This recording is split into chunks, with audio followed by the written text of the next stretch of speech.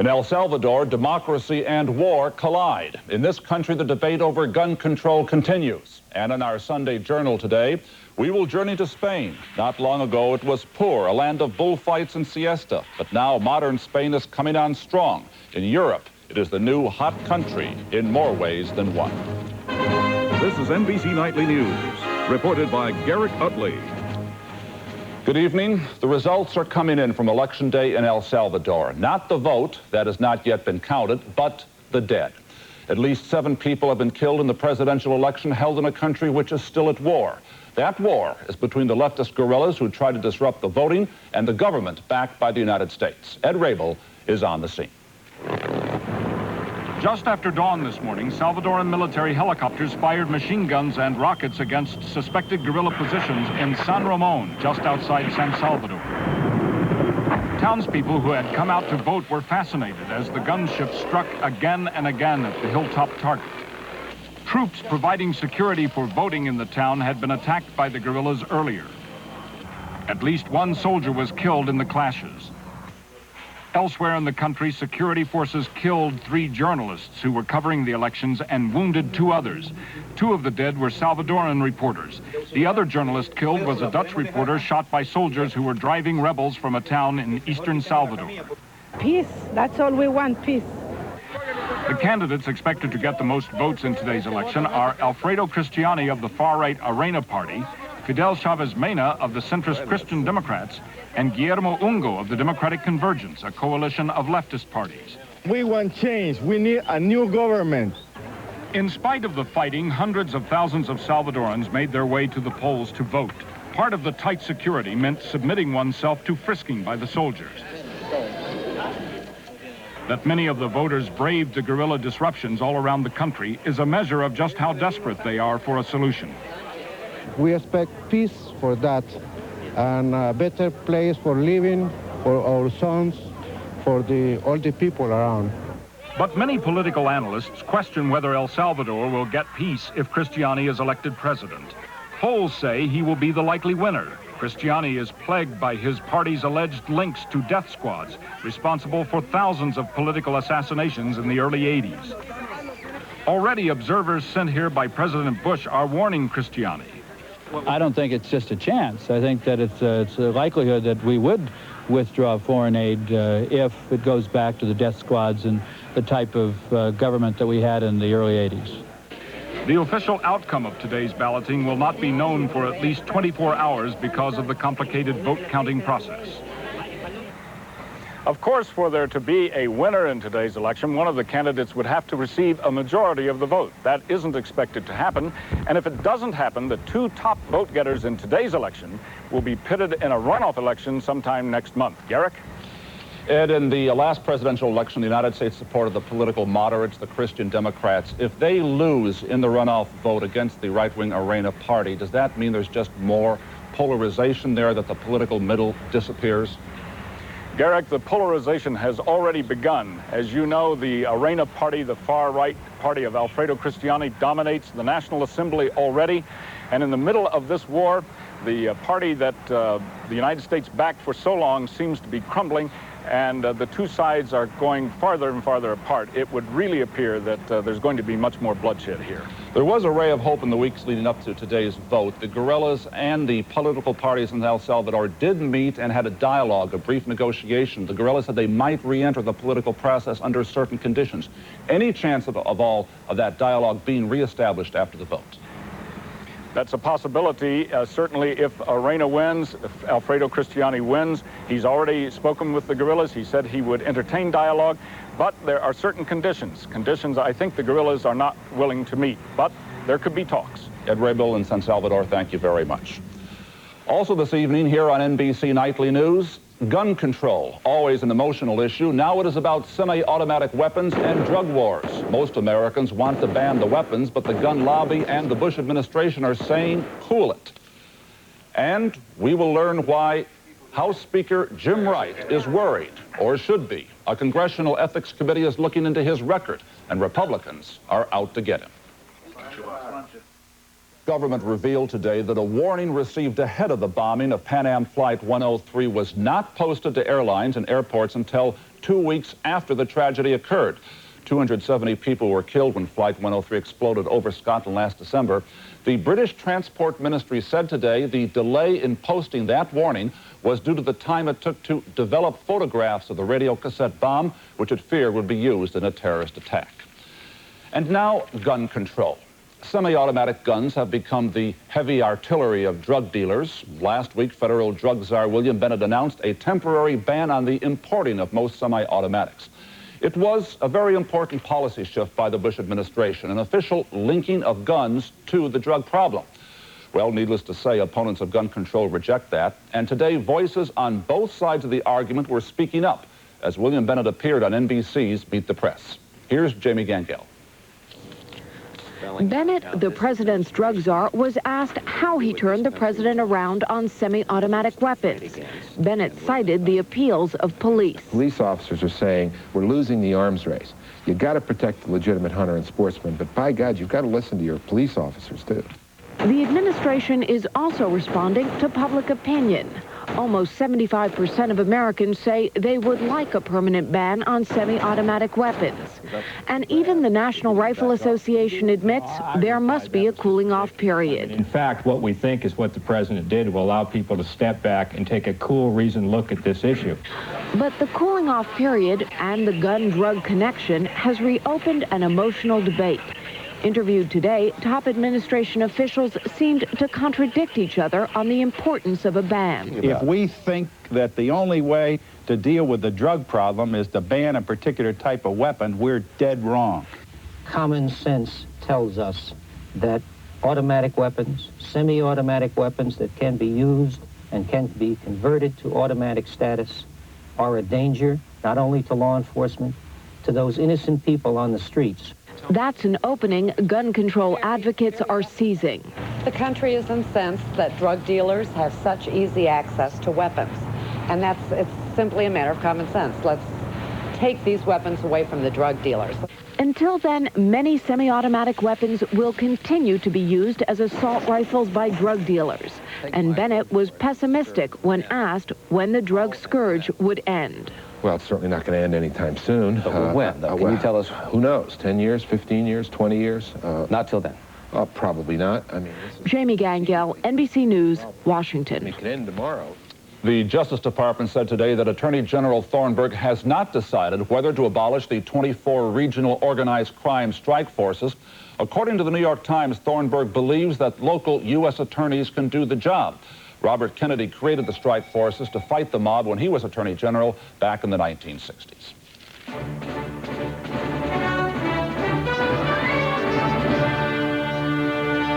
We want to show you something truly extraordinary that happened in the Soviet Union today. Next Sunday, there will be elections there for a new national legislature. It's part of Gorbachev's reform effort to get people involved in government.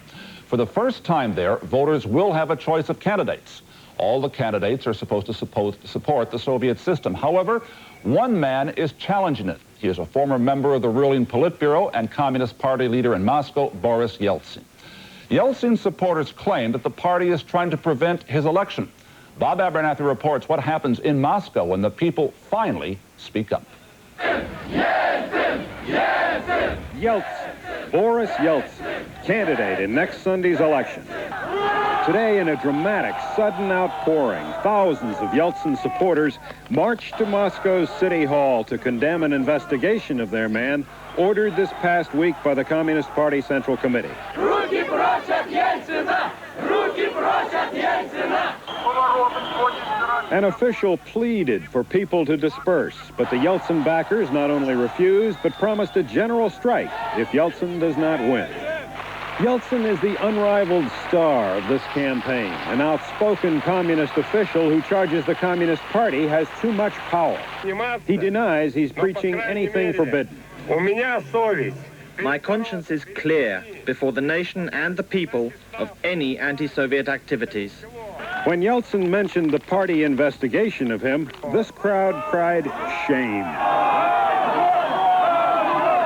The Yeltsin phenomenon dramatizes the central tension of this campaign, the attempt by Soviet rulers to move toward free elections without at the same time risking the loss of their power.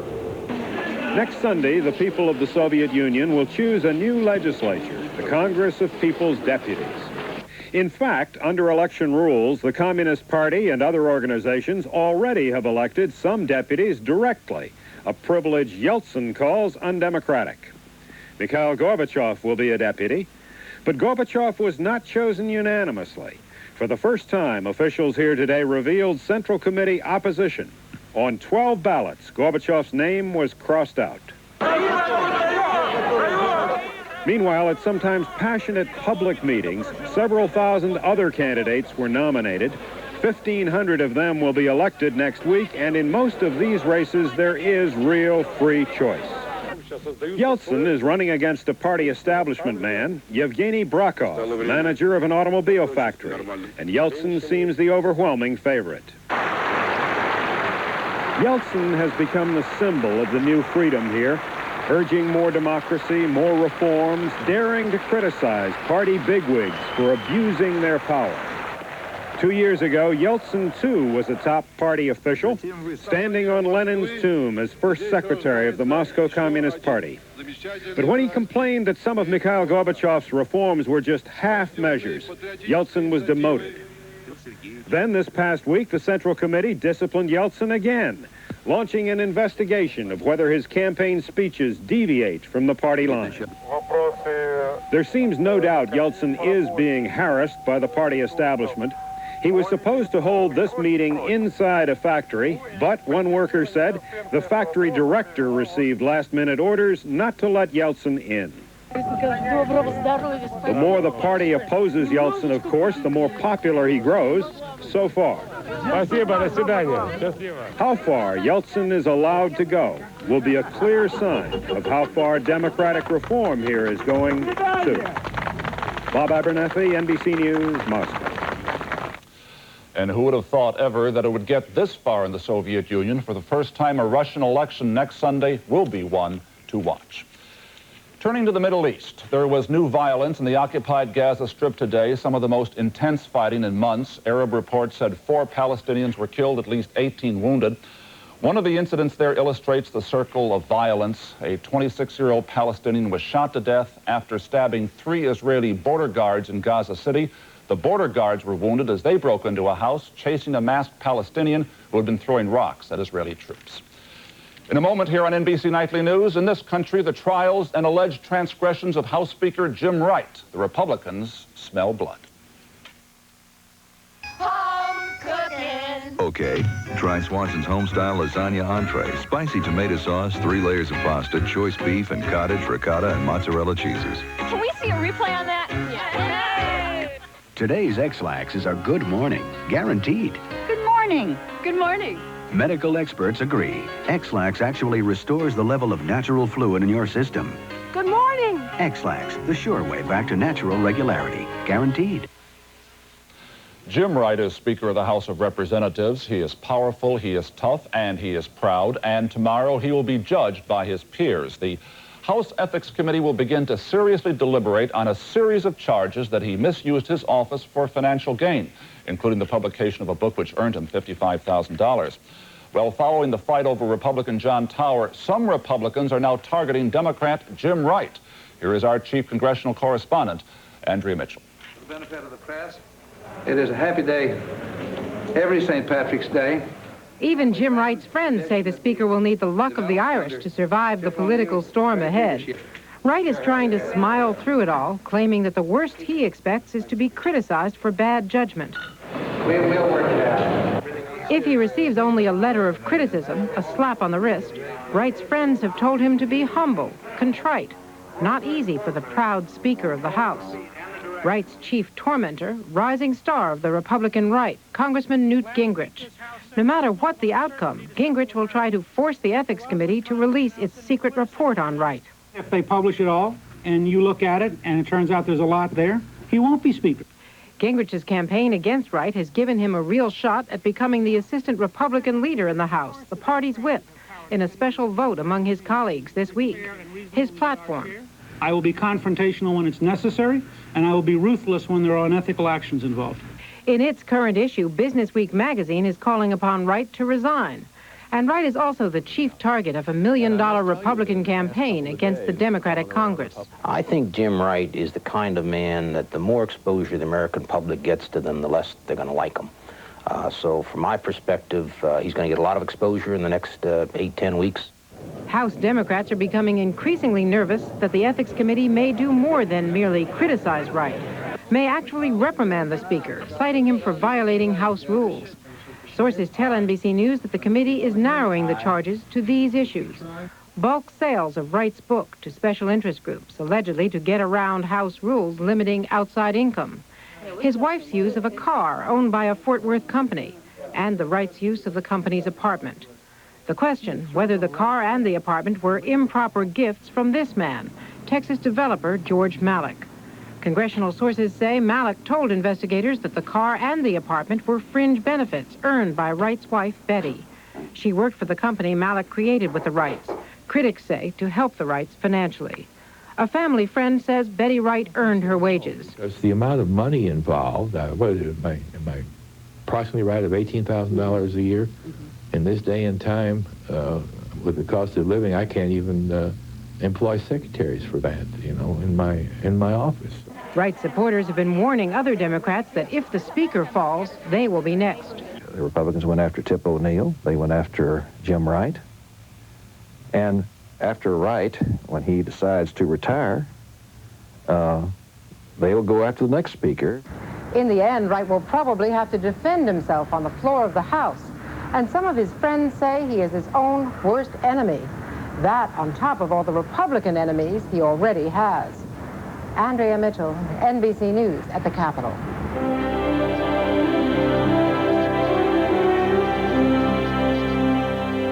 You getting something extra in your high-fiber cereal, like sodium and added sugar? Fiber One is low in sodium and has no added sugar. So get more of the fiber your body needs and less of the stuff it doesn't. Get Fiber One. Just this much Court-Aid heals more kinds of itches and rashes than all of these. Because Court-Aid has a clinically proven healing medicine they don't have. That's why Court-Aid is the itch aid. Not this much, not this much, just this much. New Advanced Formula Kaopectate works fast to relieve diarrhea and cramps. And it tastes better, too.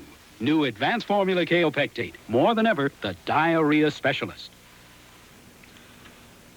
On our Sunday Journal today, a nation awakes, Spain. Its traditional image may be of bullfights and siesta, a country and a people cut off from the rest of Europe by their own choice. But now with democracy, the Spanish have discovered a new world, modern Europe. They have joined it and are ready to profit from it. Spain is Europe's new Sunbelt. Jim Bitterman takes us to Spain to show us some of the dramatic changes occurring there. To some, Spain is Europe's last frontier. Yet people have lived on this land since before recorded time. To some, it seems a sleepy backwater. Yet last year, Spain recorded one of the highest economic growth rates in the world. To some, nothing ever changes here. Yet, in less than 2 decades, this country has been wrenched from the old world to the new. The rapid change has made Spain a land of contrasts. As sharp as any, the way foreign industries, because of government incentives and cheap labor, are rushing in to set up shop, spending $4 billion last year alone on new plants and equipment. In a country cursed with chronic communications problems, AT&T was among the foreign investors, laying out $250 million to build its most advanced microchip manufacturing plant. In a land where languid lunches often last 2 or 3 hours and must be followed by a siesta, the company convinced workers to drink nothing stronger than Coca-Cola and finish eating in 45 minutes flat. They see themselves as pioneers and that they have a mission in life beyond that of the day-to-day work. Everywhere, streets are torn up, buildings going up. For the Olympics, with less than 4 years of construction time, Barcelona plans to remake much of the city and its seafront. This in a place that's been at work for the past 100 years and probably will be at work for another 100, raising a cathedral stone by stone. But old and new don't stand together just in Barcelona. $3 billion is being spent in and around Seville for the 1992 Universal Exposition.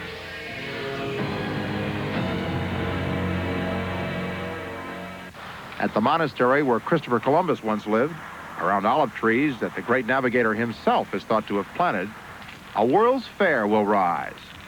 50 million people will visit the pavilions from 86 nations. Many will arrive by a new high-speed train link now under construction.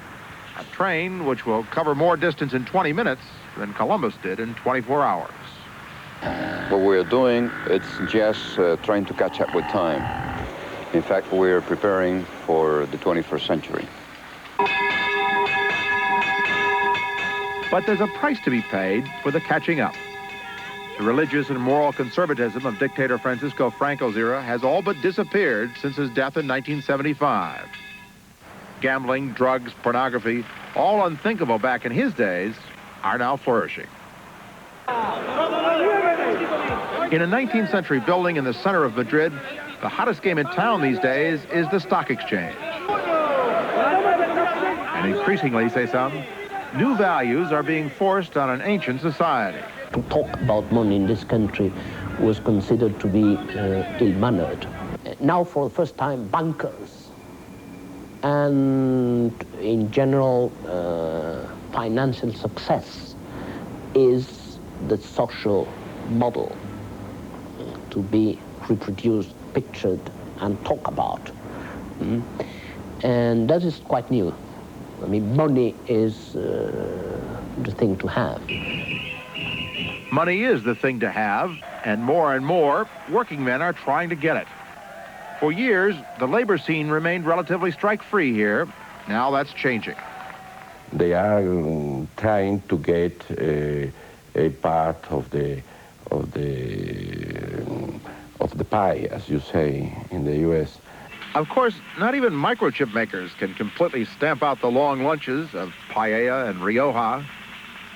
And no one will ever stop young writers from sitting where Hemingway once did and romanticizing Spain.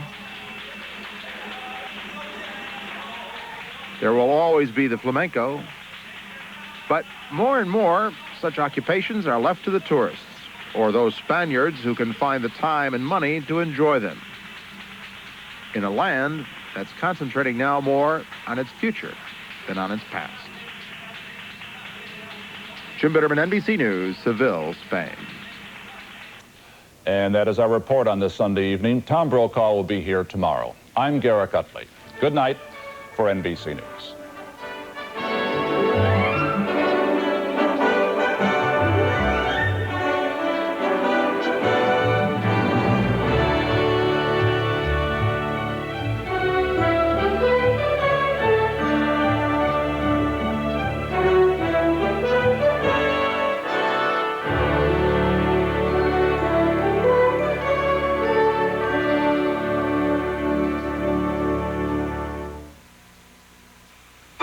Disney's Swiss Family Robinson kicks off NBC's Family Adventure Night. And... What are we, the Swiss Family Robinson? No, just a family having a laugh adventure on Family Time. Then, Harrison Ford, Mark Hamill, Carrie Fisher, and Billy D. Williams in the greatest Star Wars adventure of them all, Return of the Jedi.